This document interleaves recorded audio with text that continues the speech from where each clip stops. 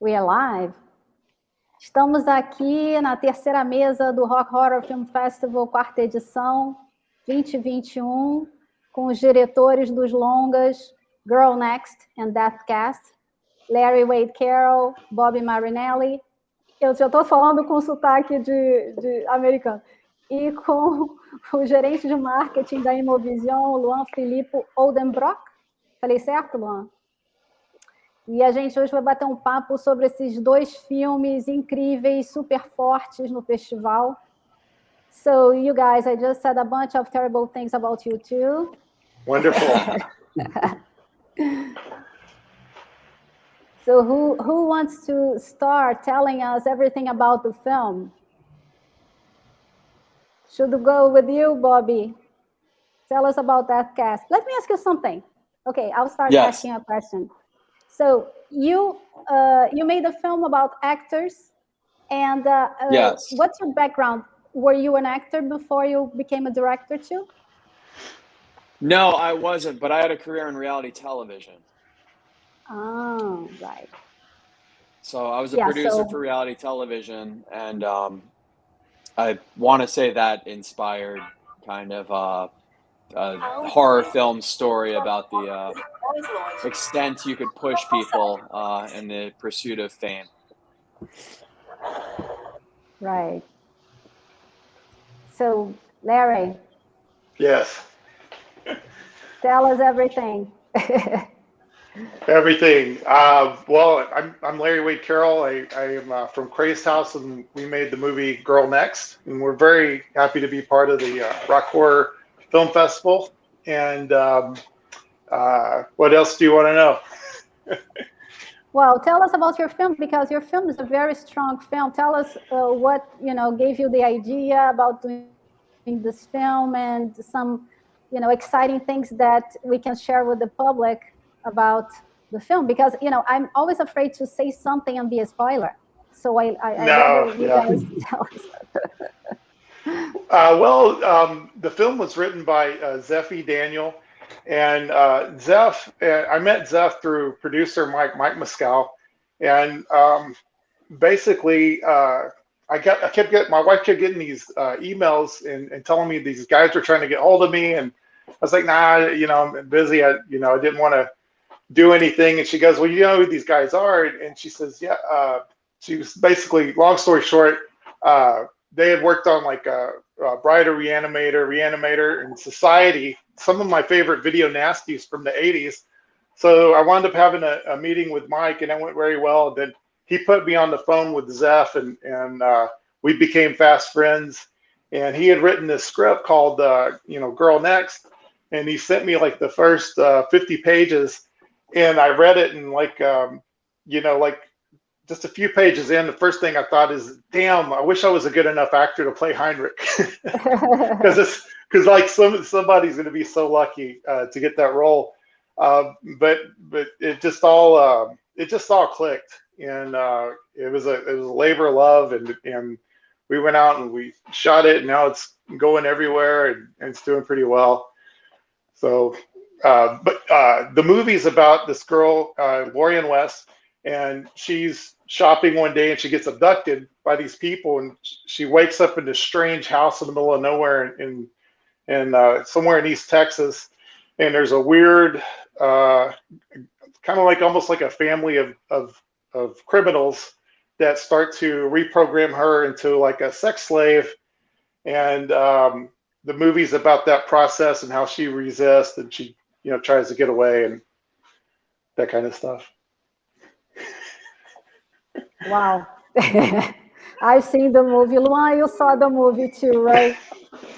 Yes, I did. I watched both of the movies, and I even like get like tense and everything. I had fun watching them. I could laugh a little, so it was nice. Yes, congratulations, guys. Both films are amazing. Thank you. Oh, thank you. Thank you. Well, this is a big compliment coming from the marketing manager from Imovision. Because he sees a lot of films, and he works with a lot of films that are very mainstream, but no, your films are amazing. So Bobby, you know, you were supposed to come to Brazil last year, and then we had the pandemic, and then we finally got to film this year. But I was very impressed. I'm an actress too, so I was thinking about myself in the situation. Tell us tell us to the public a little bit about the story, because I mean, without giving away whatever you cannot give away. Well, no, the premise of DevCast is that 6 young actors get cast in a horror film with the pretense that they will act out the entire scripted film in one uninterrupted take. So they're going to get driven out to a remote location. There'll be remote cameras and drones to cover everything. And then they're to just act from page 1 through the end of the film from there. And something goes wrong, as things do in horror films, right? But I think I would hope if you were cast in something like this, you would know that's just not how movies are made pretty quickly in. But that's the premise. And when they get to the first murder, the first kid is murdered in front of the other actors. And from there, it just kind of becomes a escape the killer slasher film. So it's kind of fun because it blends different genres, different found footage and documentary styles. And it has a little bit of a movie inside of a movie that gets interrupted. But it was a labor of love and something we scrambled to make. And I have to say, for the first few days of filming, at least half the cast was nervous that I was really making the film that we modeled it after. Well, I was going to say that what's interesting too is that it has this game thing to it. And I think this is a big hook for the audience, the young audience. They like this game element. Yeah, it's like this escape room kind of feeling to it that, and so this is interesting. Because it engages the audience, actually. Because, you feel kind of like you're in the game, too. That's good, and it's fun, because they break the fourth wall and they address the camera a little bit as if, the audience is sitting with the producers or director, whatever twisted people are making this thing. But I used to be a reality TV producer, and it was my job to in many ways manipulate people into doing what the cameras wanted, and all that was with the intentions of getting more ratings. So it was asking them to do salacious things that are maybe outside of their character. And then you work with a lot of young actors who really just would do anything to get their big break, So I think that became the theme of the film, is like, where would you stop, on your pursuit of what you want? Yeah. So, Filippo, do you want to say something? Luan, do you want to say something? I actually, when I was watching the film, and they start to inscenate like the first scene when they enter the house and stays alone in the character. And I was like, okay, what I'm going to see is like going to be the completely scripted story, or they're gonna go back to who they were, because something strange is going to happen. And then when the first guy got killed, I was like, is they inscenating or they're like real? It's amazing. You never know. Like, it's they trying to keep with the good work, and maybe this film is going to be a hit and I will survive, or no, are they like just desperate? It took me a time to feel this. It was nice, like, and the film go back and forth in this in when they are sending the cast videos, and you're like, okay, this girl is in this way, like you feel that she's doing it. It's nice, very nice. Thank you. Yeah, that's some of the fun of it, is it kind of like devolves, right? Like, it starts out and you get into this cinematic piece, and then it starts breaking apart and getting sloppier and sloppier, to where it's just like the cameras can't keep up with what's going on. It's funny because you really have this impression that you don't know if this is like the film, or if this is really happening, and then this is a lost footage, and it really happened to them that they all, Well, yeah, and that was part of it, and I have to say, like, there was some intention to that once they get into the real movie, it gets disorienting, right? Like, you kind of forget that they're the actors that they were in the beginning, because their lines don't match up with who they were before, but then you kind of fall into the film. But then we have, there's a scorpion that shouldn't be real, and they're smoking drugs that shouldn't be real, and things that actors aren't used to, but they're all going along with it. But I think for just our audience, right, like, it does get a little confusing. But that was the intention. We wanted to keep everyone on their toes, and I think questions are good. You like are waiting for the surprise. Okay, what's going to be like? It's a good confusion. Thank you. Yeah, I think asking questions all along the way keeps an audience engaged, and that was the function, right? Yeah, it works. But I mean, whatever you did, it works.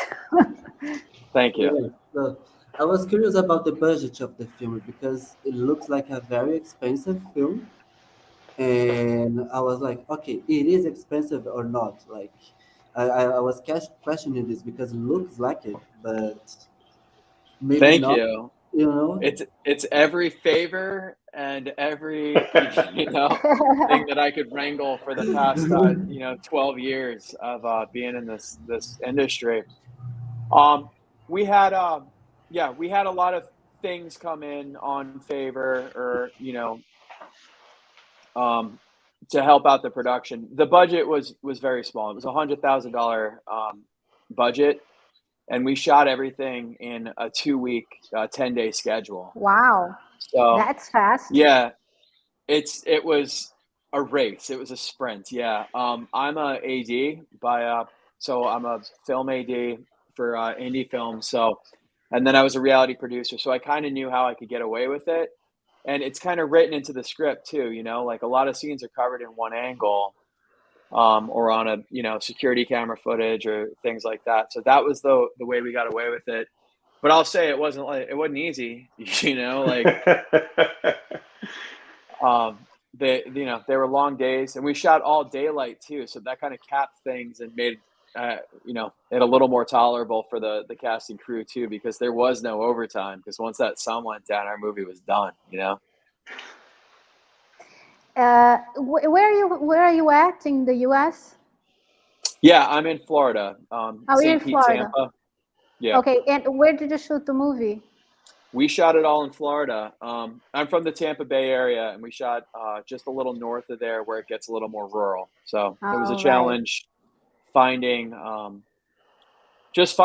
space, like something to accommodate the script like that. But it became a mix of like 4 different locations that became that big property. Right. Larry, you're in Texas, right? Yes, ma'am. So I was going to ask you about your film. How long did you take to make your film? Because there's so many things that happens in the film. It's like the film, like when you think that something is going to get resolved, everything goes north again. Yeah. So, we shot for 16 days. That's fast. That's amazing, because you have a lot going on in that film too. Yeah, it was pretty ambitious, but that's what you do. You just make your plan and you go for it, and you just got to be pretty hard-headed.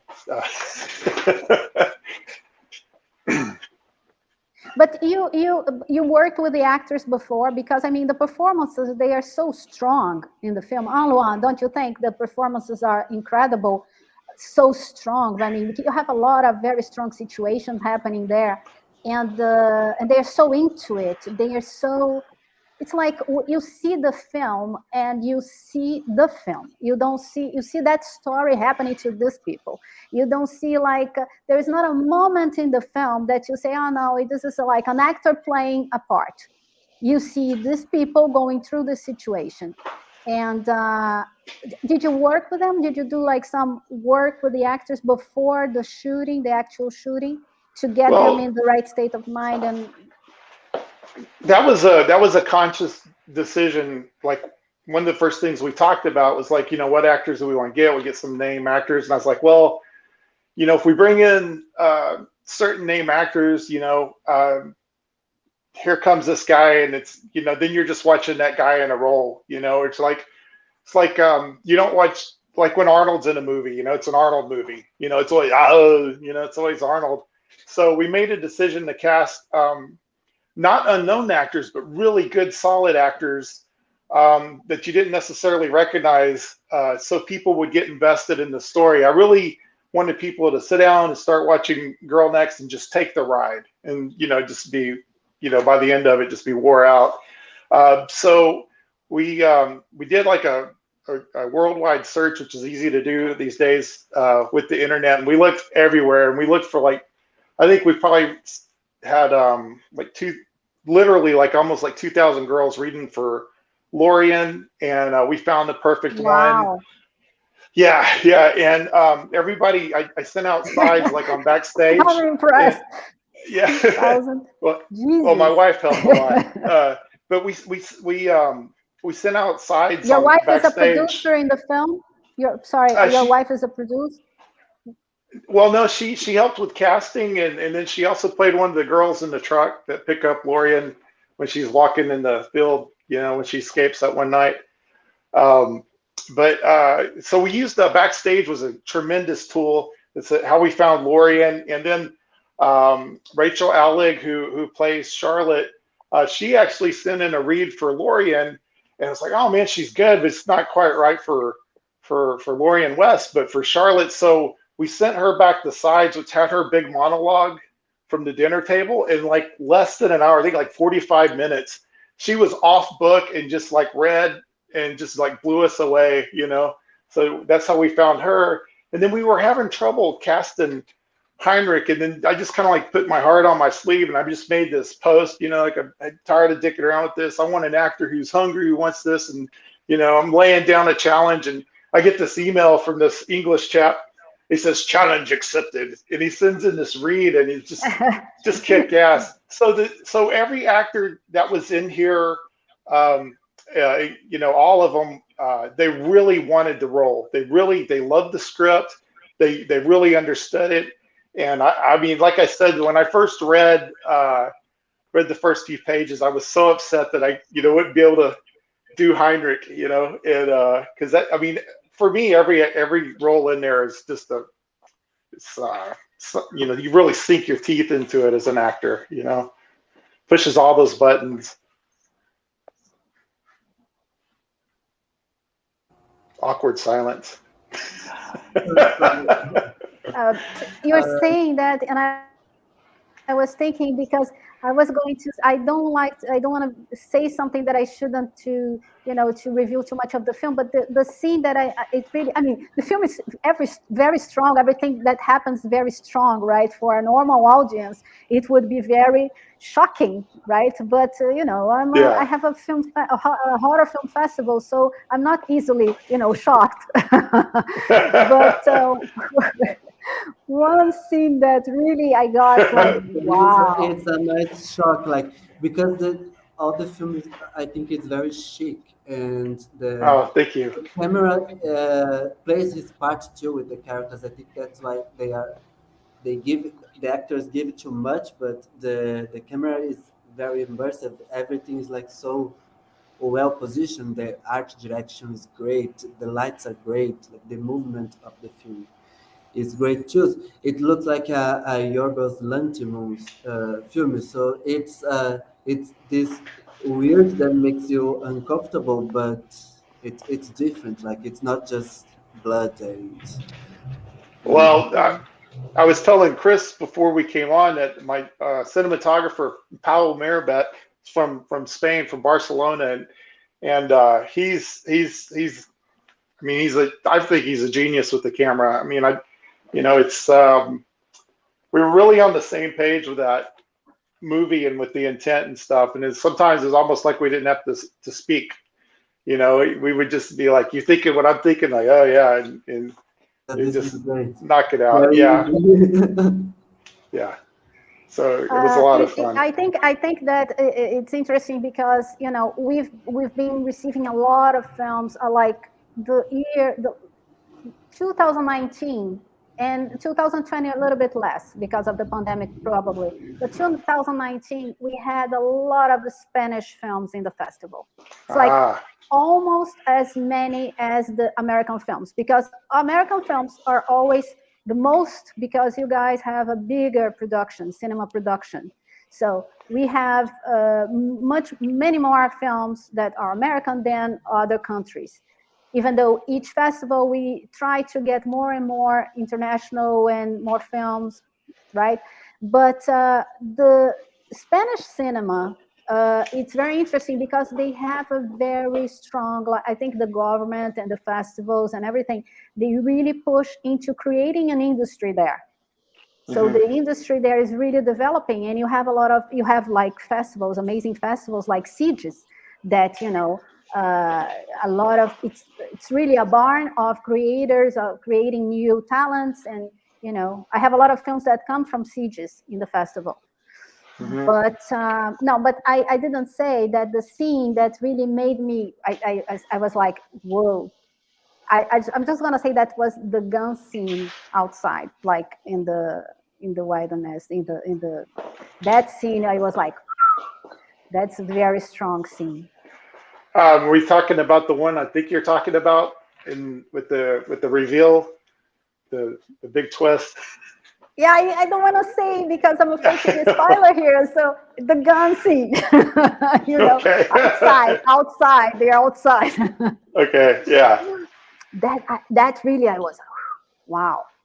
Well, I could, only thing I could comment on it without like giving it away is I could say that it truly was a labor of love, and we messed with that scene until it was perfect. And all of our, we actually had 3 different VFX houses working. We had Prodigy, and also in Barcelona, and we had a guy in Greece, Frameworks, and then we had GeForce Animation here in the States. And it was Prodigy that actually finished the work on that scene you're talking about. And man, it took a long time, but finally we got it right, you know, and because it had to be perfect, because we didn't want nobody to laugh. We knew, like, if they laugh at us here, that's it. You know, all of our hard work, everything that we poured into this, they're just, you know, the battle's over. But if they believe it, then we win. So I'm glad it seems like we worked. I don't think that this is a problem. I think it's pretty well done. But I wanted to know, you said you were working on a new film, and I know that Bobby, the other day we asked him something, and then he said, oh, I'm shooting something. So you guys are working on new projects. Tell us a little bit about your new projects for the next festivals. Bobby, you want to go first? I'm ADing a film right now. I'm on a like time travel detective noir film set in Florida. So wow. I'm just took my earpiece out and walked off set. Wow. We started 3 a.m. this morning. So. Oh. Really? Wow. Long days. Long days, yeah. And we're feeling it. Yeah. Are you developing a new film for you to shoot as a director? I'm writing again, and it's just a matter of seeing what this film does, I guess, if I could inspire the money to do my next one. But hopefully it's a little more comfortable, the budget. Larry will tell us about the film that he's working on, that he's finishing up. But first I would like to say one thing here, because it's pretty amazing the amount of work and care that is put in making these films.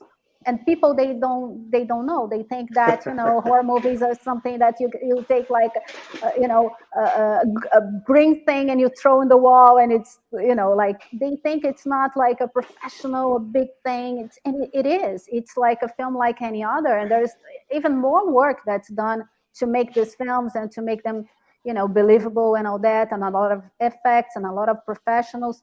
So well done, and congratulations to you both. Larry, tell us about the film you're working on now. Well, actually, Zeph and I had so much fun on Girl Next.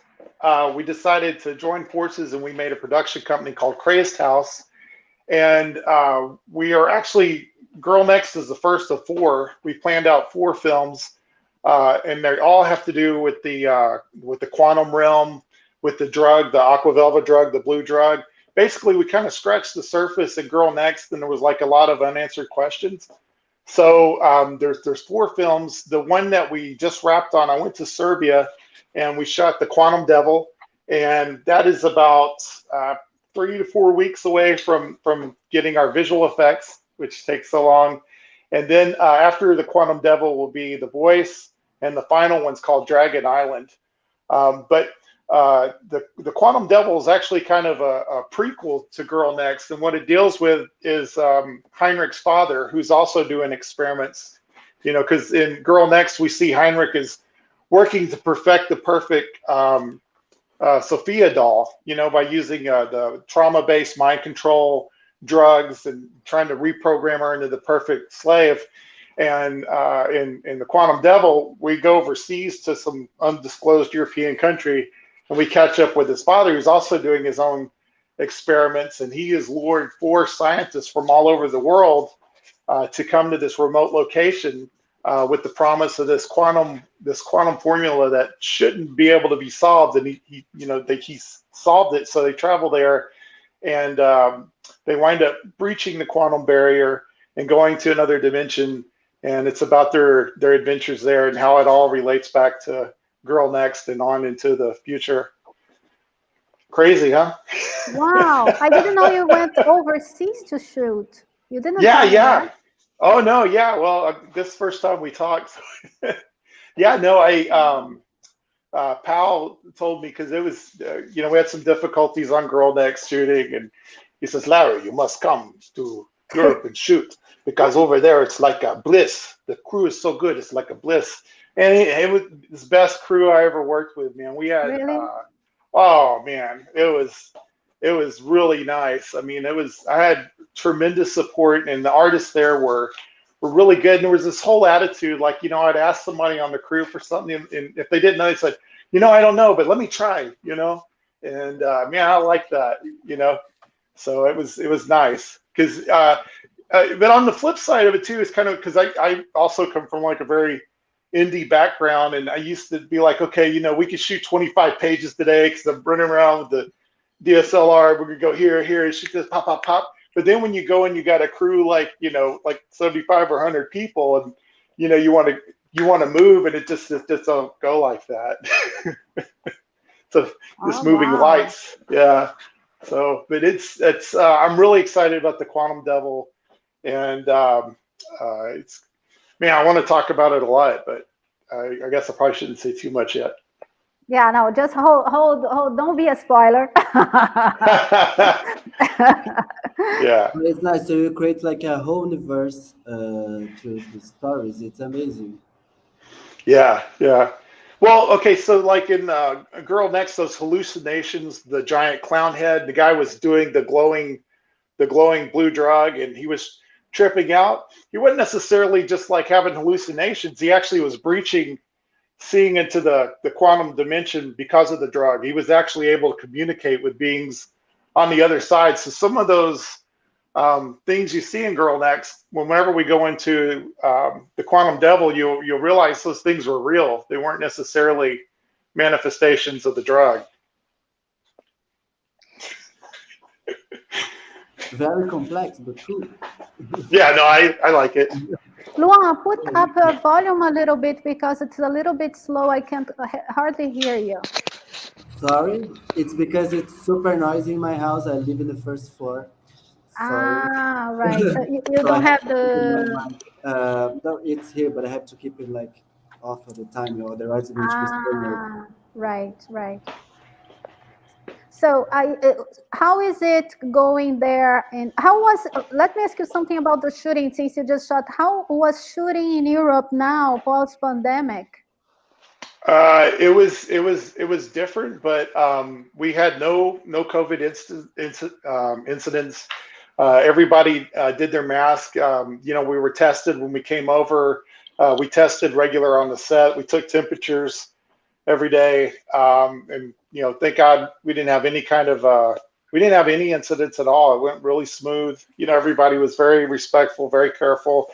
Everybody was so happy to be working again, and to be out living, because God, during the pandemic, it was just like total fear, So.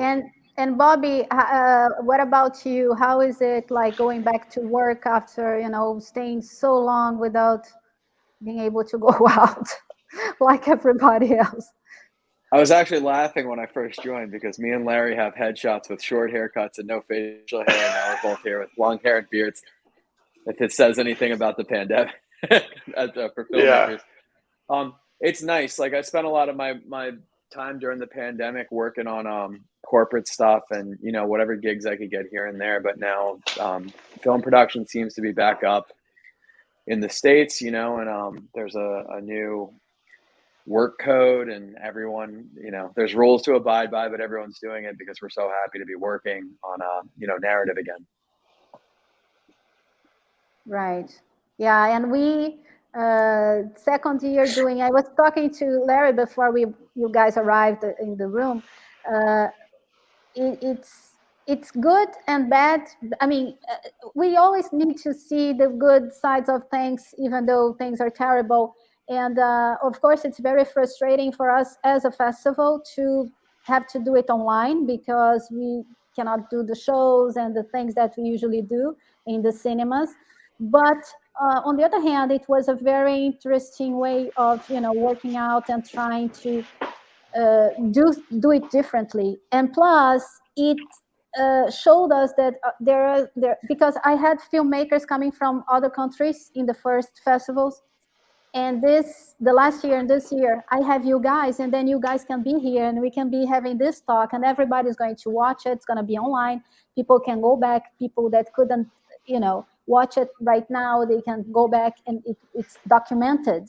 Even though the other talks that we had in festival, they always get documented. But I think that the future, for example, for film festivals, even though it is a major frustration, like filmmakers that did like feature films that they never got to see their films in a screen, in a big screen, because they launched the films during the pandemics.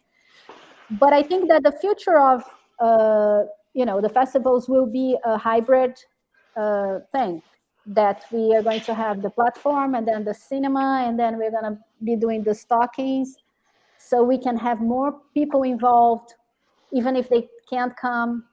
So I think that the pandemic really, I mean, nobody ever imagined that we were going to live something like this, right? That's very crazy. It's like a totally surreal. Not even us that work with crazy stuff. Yeah. But like now, like you hold the festival only in São Paulo and Rio de Janeiro, and now all the country can see it because you just have to have internet, so it's good. You can reach more people. Exactly. But exactly, like everybody in Brazil can watch the festival. Yeah, everybody in Brazil, so it's good. More people. And the platform is amazing. It's because it's geo-blocked for Brazil. But I mean, we and Luan, we did a little video showing how easy it is to navigate through the platform and see the films, because the platform is beautiful, it's amazing. Yeah, and in general. Lots of great films there that you can stay watching after the festival. So yeah, tell us a little bit tell them about, because I know the platform. Tell them about, because you guys have to understand that this platform from Imovision it's not like any other. It's a very different platform because they have like films from major festivals there. It's a very curated. I'll let you talk about it because you're the guy from it. Imovision has been working in distribution for more than 30 years, so it has a huge catalog with the greatest filmmakers from all over the world, because we look for films in Cannes, Berlin, Venice, and big film festivals, and we managed to have like amazing films from all these years. And yes, a little bit before the pandemic, we decided to build this VOD platform because it's not very easy to find these films here in the United States. All of them are in Netflix, but not here. So we decided to create this library where everyone can watch our films anytime, and it's great. It's beautiful. We have films from Michael Haneke, Ashgar Fahadir, and Oscar winners from really like all over. We are the first distributors to release like Iranian films in Brazil, so it's that way of films that we like.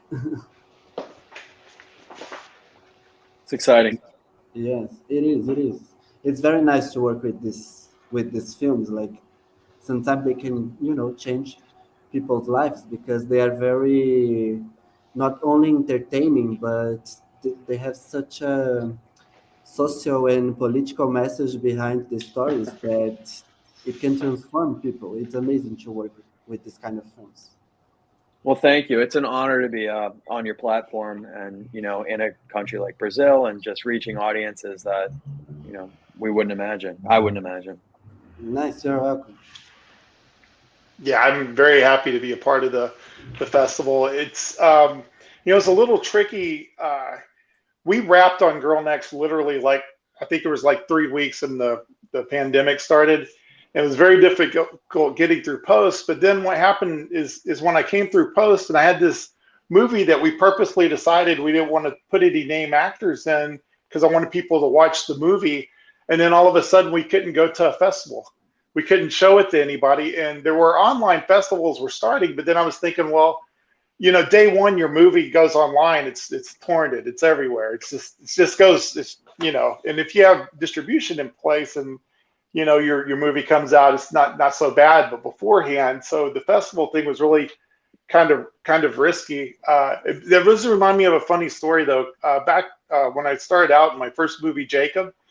The movie, I made a deal for distribution in North America, but we were still selling the world. The territories, and I was out supporting the movie, and I was at a film festival, and the foreign sales guy calls me up and says, "Hey Larry, I need a secured screener of Jacob online, like right now."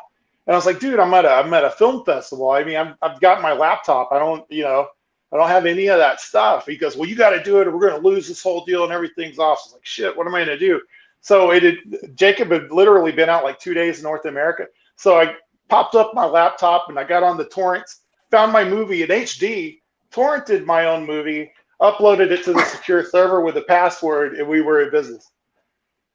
Well, that's the amazing things you can do in distribution sometimes. Yeah, it's just so, but that was a concern. Like, what do we do with this movie when we can't take it to a festival? But now we're finally having a festival run, and it's getting really good response, and we're very thankful. I'm very thankful to be here with you guys. It's a great tool for filmmakers to promote their films. The festivals, especially if the festivals, they really embrace the idea of communicating with the directors and trying to promote. We try to do that at the Rock Horror.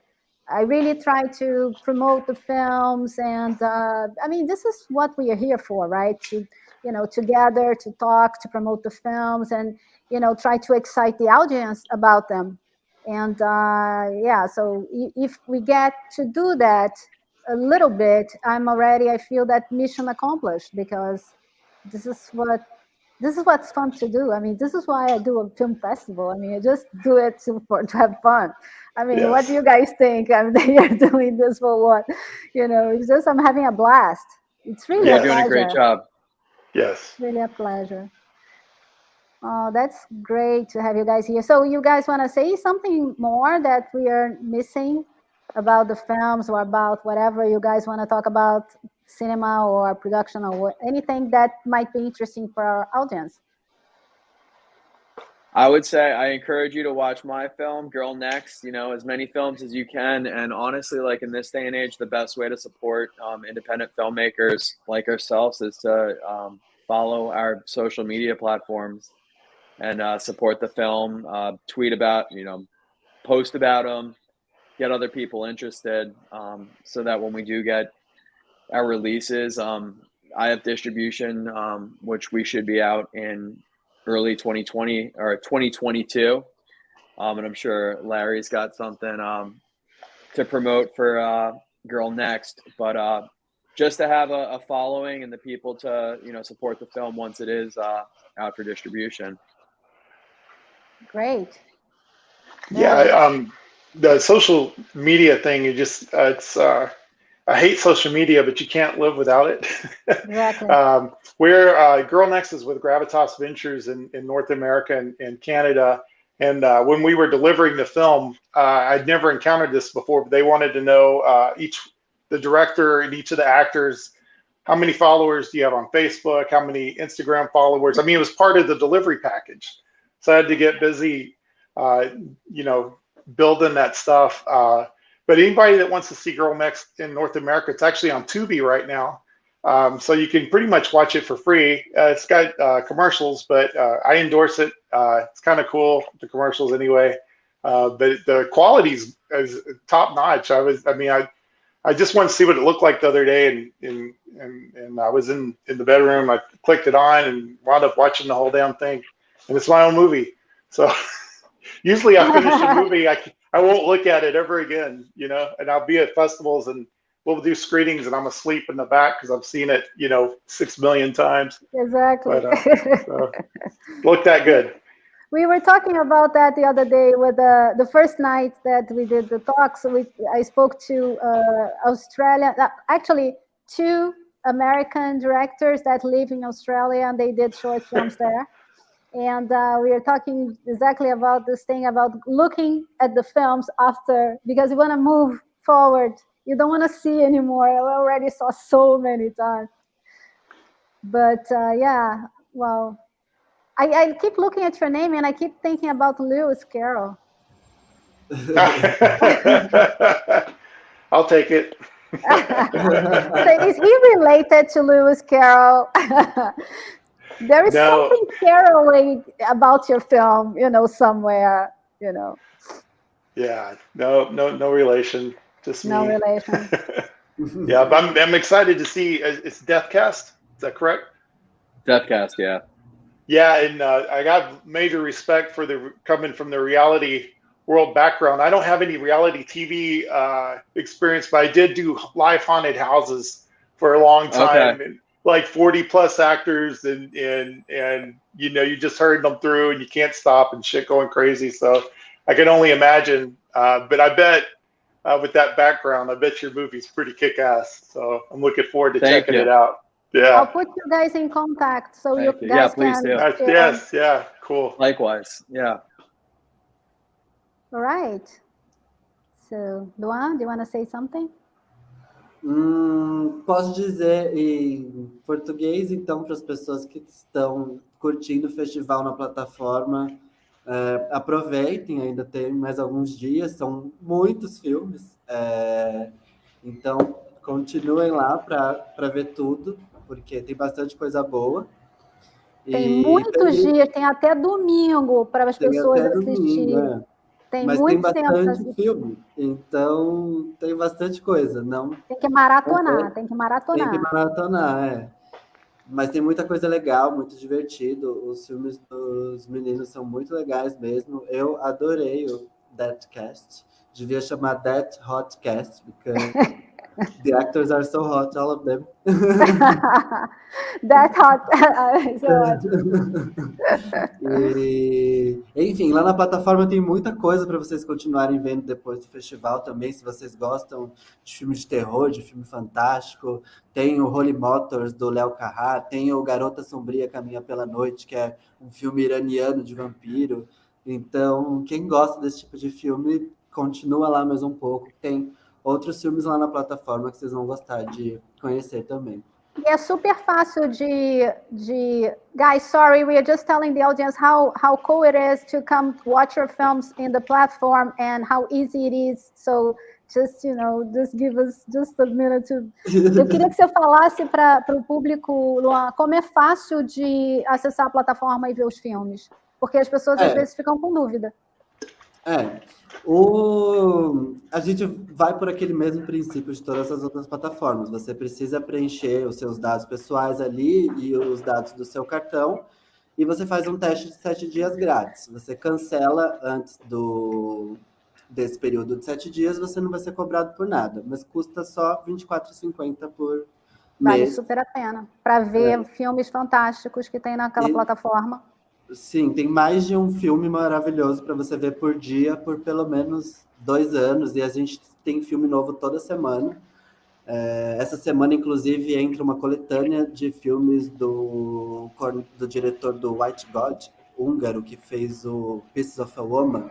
São os 3 primeiros filmes dele, é tipo sensacional, assim, são coisas que vocês não vão encontrar em lugar nenhum mesmo. Muito bem garimpado e curado e com boa qualidade. E é isso, assim, tem filme para ver todo dia e não para, porque toda semana filmes incríveis. E entrando na plataforma pode ver os filmes do festival que vão até o dia 14, mas depois pode continuar assistindo os filmes que você tem lá e que estão chegando e que vocês estão fazendo essa curadoria incrível aí para trazer os melhores filmes. Porque além dos filmes da Imovision, a gente comprou muitos outros filmes que não foram lançados no Brasil, né? Então, tem muita coisa ali que você vai descobrir, que não necessariamente são filmes novos, mas tipo, é isso, o início da filmografia de Michael Haneke, por exemplo. Tem todos os filmes dele lá, do Koreeda. Então, é uma ótima biblioteca. Eu vou assistir tudo isso porque eu sou assinante da plataforma. So, guys, see, you understood everything we said, right? Yeah, I think so. I think like a gringo. I think you just said that I look like the bastard child of Nandor and John Wick, right?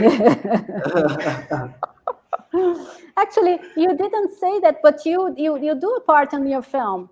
Yes, that was me. I was the sheriff. I recognized you. Yeah. Yeah. Okay, guys. Listen, it was a pleasure, talking to all of you. Yeah, likewise. Larry, you come back tomorrow because tomorrow we are going to talk to other... deixa eu falar isso em português. I'm going to tell in Portuguese what we're going to do tomorrow, okay? Okay, I'm ready. Eu já vou fazer a chamada de amanhã, porque amanhã a gente vai bater um papo com os 2 diretores de American Cannibals e com o Larry. Larry vai voltar, porque ele também está doido para conhecer esses diretores, que o filme deles é metade ficção, metade documentário, e parece que o elenco tem vampiro de verdade. E eu tô doida para conversar com eles para entender melhor essa história. Falando sério, American Cannibals tem vampiros de verdade lá. É sério, tá no coisa dele. Então, eu fiquei assim meio tensa, né? Porque assim, se os caras estão bebendo sangue de mentirinha, né? Tudo bem. Agora, a partir do momento, será que eles estão bebendo sangue de verdade? Eu já fico tensa. So, tomorrow we see each other again, Larry. Bobby, okay. It was a pleasure meeting you and having your film in the festival. It was a pleasure, likewise. Yeah, nice meeting you guys. So much, Chris. So nice to meet you. Sempre um prazer te ver, morrendo de saudade. Eu aqui no Rio, você em São Paulo. Em breve nos veremos. Em breve nos veremos. Cris, muito saudade e parabéns pelo festival, pela seleção. Tá incrível, os filmes são demais. É um prazer ter você na nossa plataforma.